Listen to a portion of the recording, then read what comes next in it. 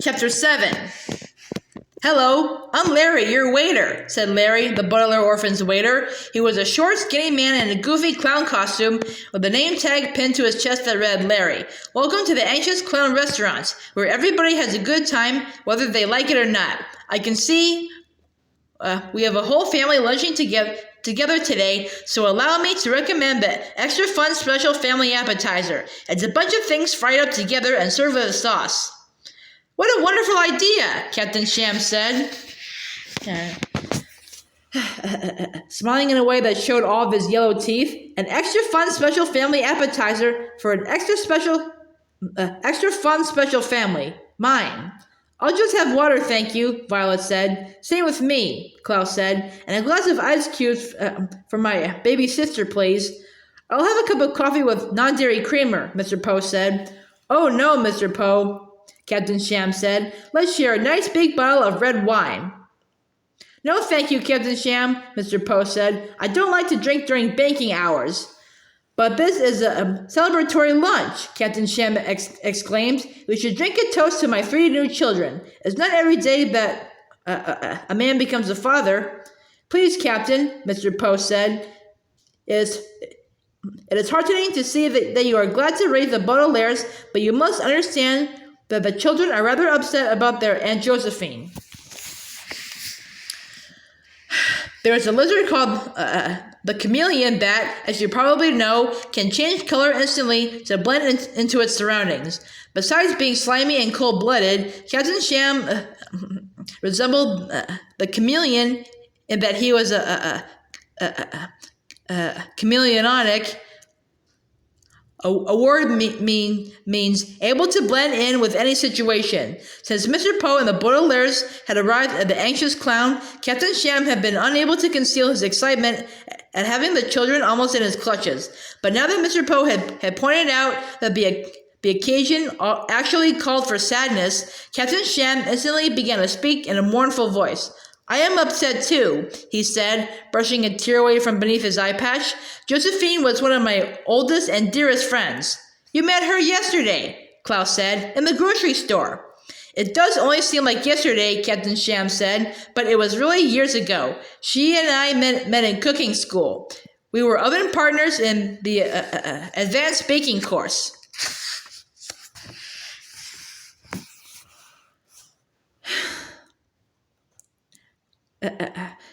"You weren't oven partners," Violet said, disgusted at Captain Sham's lies. "Aunt Josephine was desperately afraid of turning on the oven.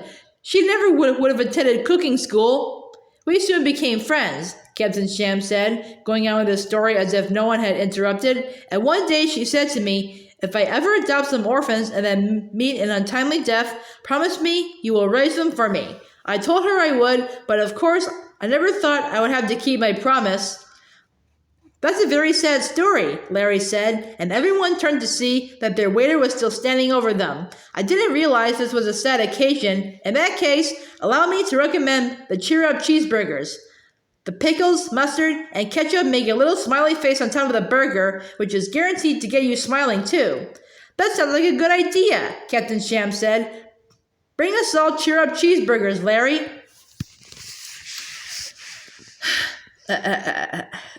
"They'll be here in a jiffy," the waiter promised, and at last he was gone. Yes, Mr. Poe said, but after we finish our cheeseburgers, Captain Sham, there are some important papers for you to sign. I have them in my briefcase, and after lunch, we'll look them over."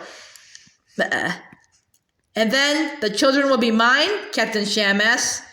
"Well, you will be caring for them, yes," Mr. Poe said. "Of course, the Baudelaire fortune will still be under my supervision until Violet comes of age." "What fortune?" Captain Sham asked, his eyebrow curling. "I don't know anything about a fortune." "Do not!" Sonny shrieked, which meant something along the lines of course you do. "The Baudelaire parents," Mr. Poe explained, "left an enormous fortune behind, and the children inherit it when Violet comes of age." "Well, I have no interest in a fortune," Captain Sham said. I have my sailboats. I wouldn't touch a penny of it. Well, that's good, Mr. Poe said, because you can't touch a penny of it. We'll see, Captain Sham said. What? Mr. Poe asked. Here are your cheer-up cheeseburgers, Larry sang out, appearing at their table with a tray full of greasy-looking food. Enjoy your meal. Like most restaurants filled with neon lights and balloons, the anxious clown served terrible food. But the three orphans had not eaten all day and had not eaten anything warm for a long time, so even though they were sad and anxious, they found themselves with quite an appetite. After a few minutes without conversation, Mr. Poe began to tell a very dull story about something that had happened at the bank.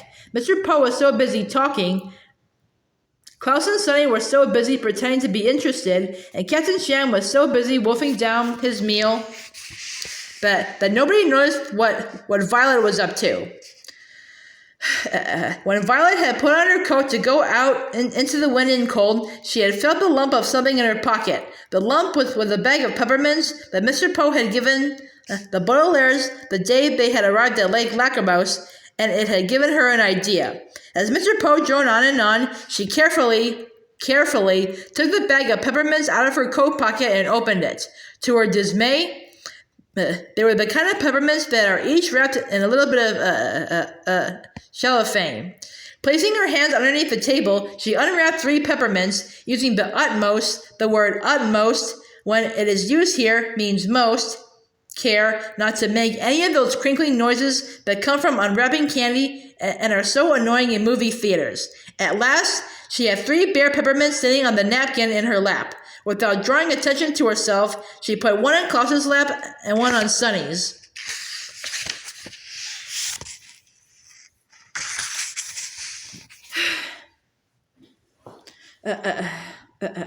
When her younger siblings felt something appear in their laps and looked down and saw the peppermints, they at first thought the eldest Baudelaire orphan had lost her mind, but after a moment, they understood. If you are allergic to a thing, it is best not to put that thing in your mouth, particularly if the thing is cats. But Violet, Klaus, and Sonny all knew that this was an emergency. They needed time alone to figure out Captain Sham's plan and how to stop it, and although causing allergic reactions is a rather drastic way of getting time by herself, it was the only thing they could think of. So while neither of the adults at the table were watching, all 3 children put the peppermints into their mouths and waited.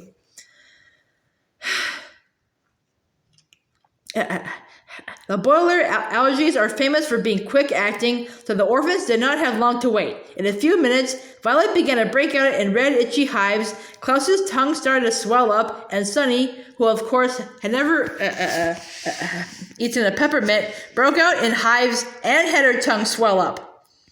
Mr. Poe finally finished telling his story and then noticed the orphan's condition.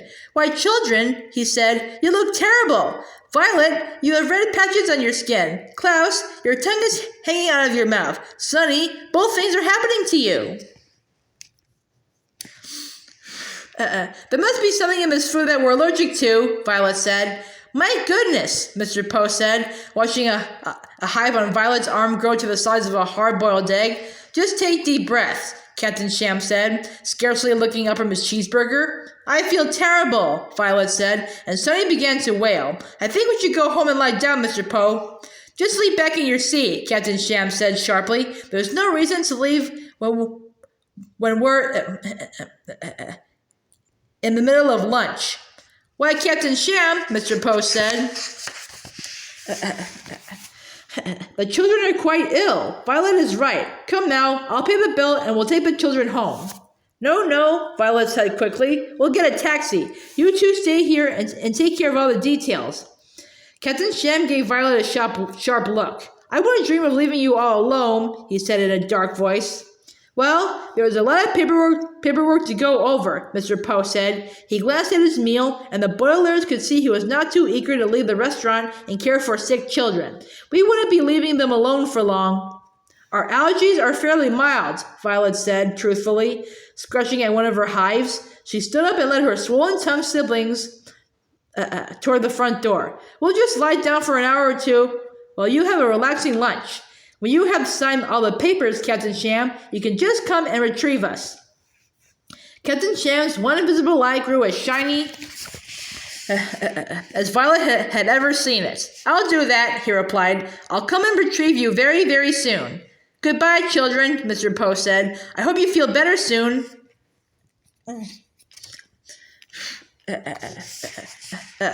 You know, Captain Sham, there was someone at my bank who has terrible allergies. Why, I remember one time. Leaving so soon?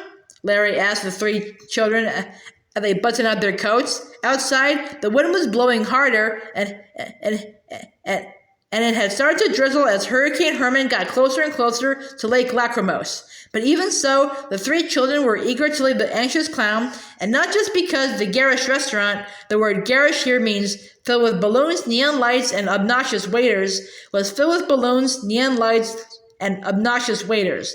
The Baudelaires knew that they had invented just a little bit of time for themselves, and they had to use every second of it.